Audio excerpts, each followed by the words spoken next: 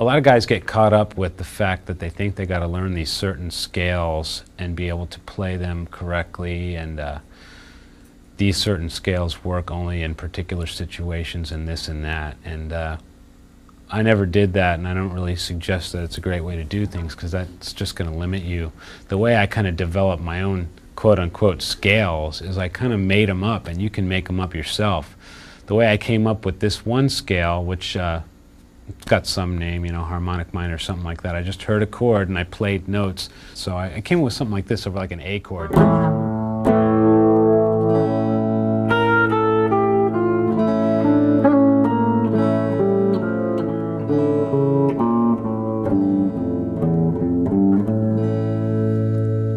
I kind of just took one note at a time and said, wow, this note sounds cool here. I tried it like this. No, I didn't like the way that sounded. I keep, you know, eliminating notes until I got it into a form that I liked.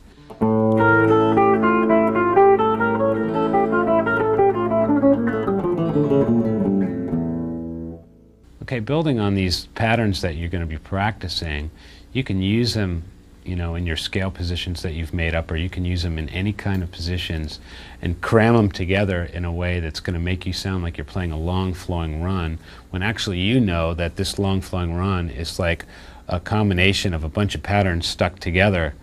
And if the patterns aren't exactly the same, then it's going to sound a little bit more interesting and more flowing. If it's all the same, it's going to sound like, it's going to sound really obvious to the listener what you're doing. Like if say you do a straight triplet run, like say,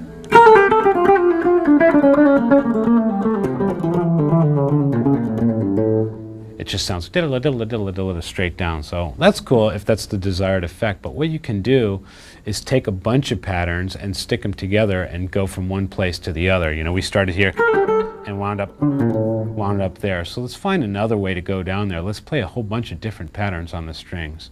Slowly, something like.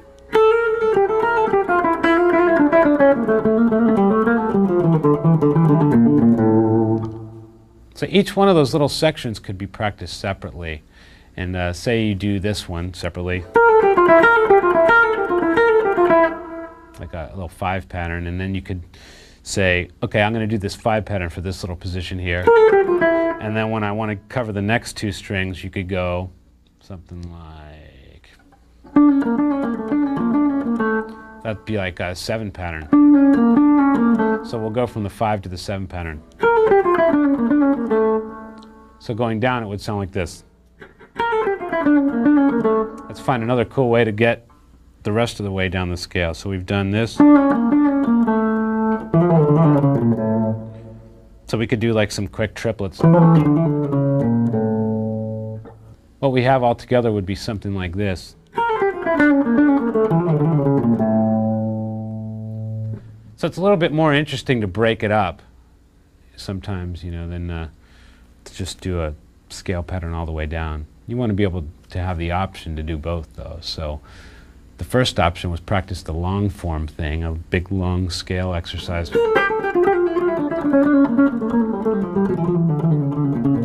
Second one is have a whole bunch of little patterns and practice them separately so you're confident with each one.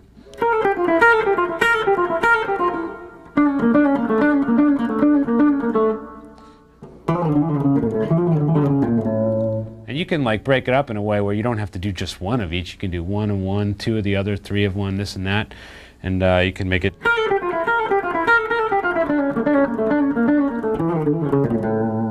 to get from one place to the other.